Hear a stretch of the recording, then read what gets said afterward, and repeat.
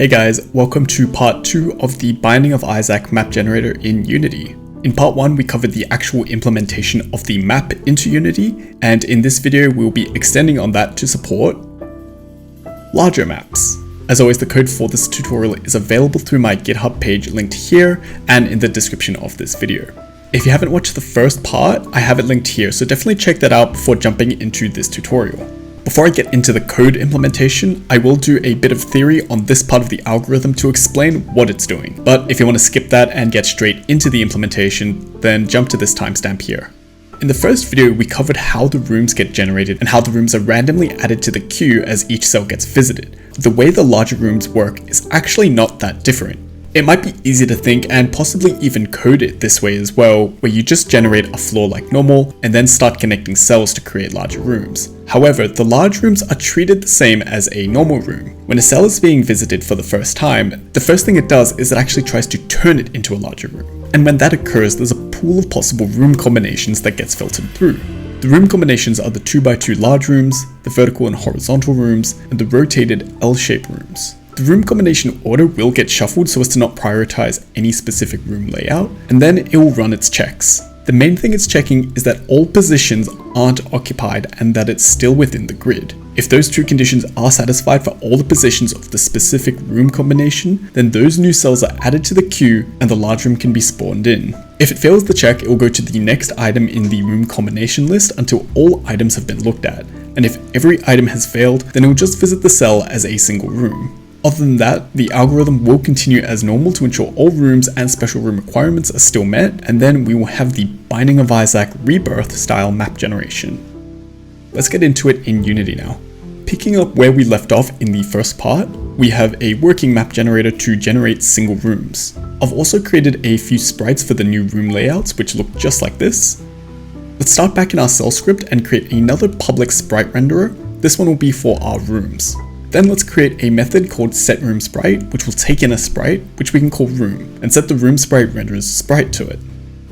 We'll also create two new methods here. RotateCell, which will take in a list of ints called connected cells, and ApplyRotation, which takes in a float value, which we can call angle. For the ApplyRotation function, we will just set the transform's zrotation to be equal to the angle like this.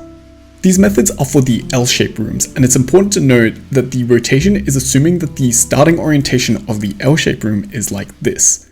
This is our origin. So if your origin is rotated 90 degrees, for example, then you will need to account for that when calculating. In this function, we will sort the connected cells list and set our index to the 0 element in the sorted list. Then we'll have three conditions for rotating, which will look like this.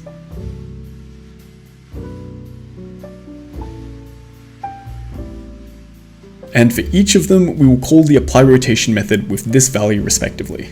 Since we sorted the list, what this method is doing is comparing the other values with either the top left or top right cell in the 2x2 configuration, and seeing what orientation it needs to rotate based on the positions of the other cells.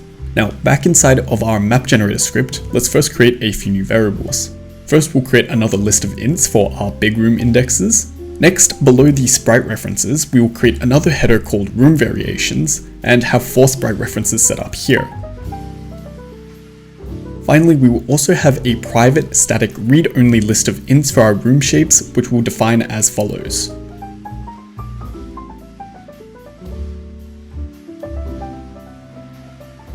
Now, it's not super important to understand this, but as a quick explanation, these are the configurations of the special room types. So if we're on a cell with an index of 55, to get a 2x2 room, we will need to add 1, add 10, and add 11. But this also handles inverse or alternate variations. So for a 2x2 room at position of 55, we may also want to calculate it from a different orientation, like the negative side. So we want to do different possibilities like add 1, subtract 9, and subtract 10. Like I said, not too important to understand, but just to help you maybe understand what these values are representing. Moving on, inside of the setup dungeon method that we set up in part 1, we'll just do a quick extension to it above the visit cell function to ensure that the big room indexes list is reset correctly. Below the generate dungeon method, we'll create a new method called clean nrooms list, which we can have called inside the generate dungeon method just before the special rooms get set up. The clean nrooms list function will simply just update the nrooms list so that it doesn't accidentally include big rooms. because the large rooms can technically be the end of the map, but we don't want the special rooms to be treated as one of these big rooms. Next, we'll create two more functions. TryPlaceRoom, which will return a bool and take in an int for the origin and an array of ints for the offsets. For now, we will have it return true.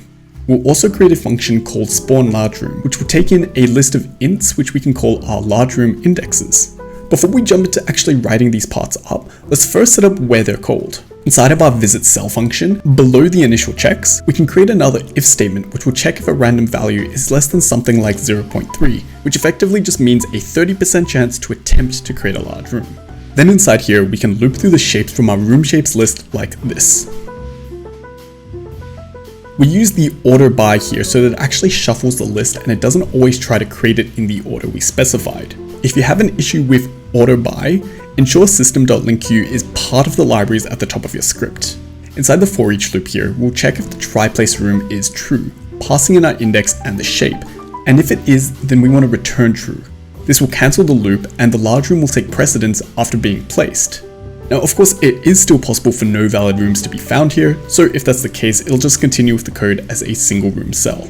Now that we have the setup and the functions getting called, let's get into the actual implementation. Inside the TryPlaceRoom function, we'll create a new list of ints here called our current room indexes, which we'll just add the origin to for now. We'll then loop through the offsets that are passed in, store a reference to the index being checked, and verify that the current index is a valid position. If the current index fails, then we want to immediately return false as this room variation will not work and we can skip checking the rest of them. The first check here is to make sure that all the positions fall within the array like this. And then we want to ensure that the current index is also unoccupied. Then we'll also do two checks for cases we want to ignore, like ignoring if the index that we're actually checking is the origin or that the value modulo 10 is 0. This case we want to ignore specifically because of how the algorithm is set up and how it handles the x and y coordinate. If you're confused on this and want a proper explanation, leave a comment down below and I'll respond to it, but for now, just take my word on it. If we get through all these checks, then we can add the current index into the current room index list. Outside of the loop, we'll do a check to make sure that the current room index list is greater than 1, and if it isn't, then we also want to return false. Below that, we can start updating each index in the room index list like this. In here, we can also add the index into the big room index list. Finally, we want to call the spawnLargeRoom function, passing in the current room index list.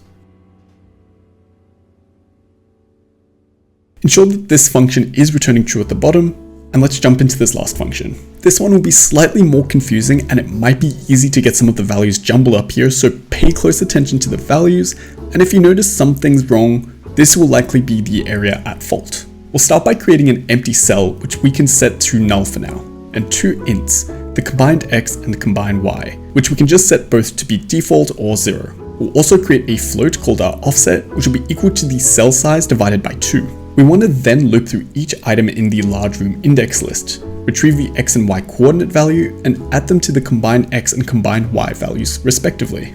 We can then set up 3 if statements, one for if the index count is 4, one for if the index count is 3, and one for if the index count is 2. The index count of 4 will be for the 2x2 rooms, 3 is for the L-shaped rooms, and 2 is for the vertical and horizontal rooms. Let's start with the count of 4.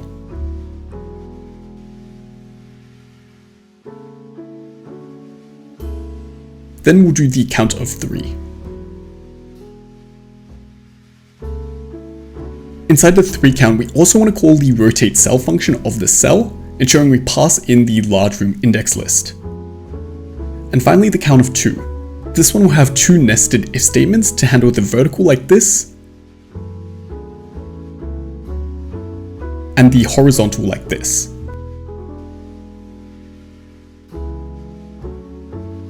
Now, I'll give you a minute to soak this in, and I know a lot of people will probably just want to copy and paste a lot of the code just to save a bit of time, and that's fine, but do ensure that you're taking note of a few things here. First, the y positions are all the negative of the combined y value, and each int value is also divided by a different value depending on the if statement to get the correct offset. Finally, we can add these into our spawned cells list, and that will be the code setup done.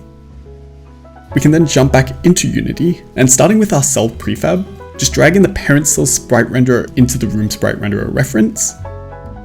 And then in our map generator inside the scene, we want to ensure all the room variation sprites are populated correctly.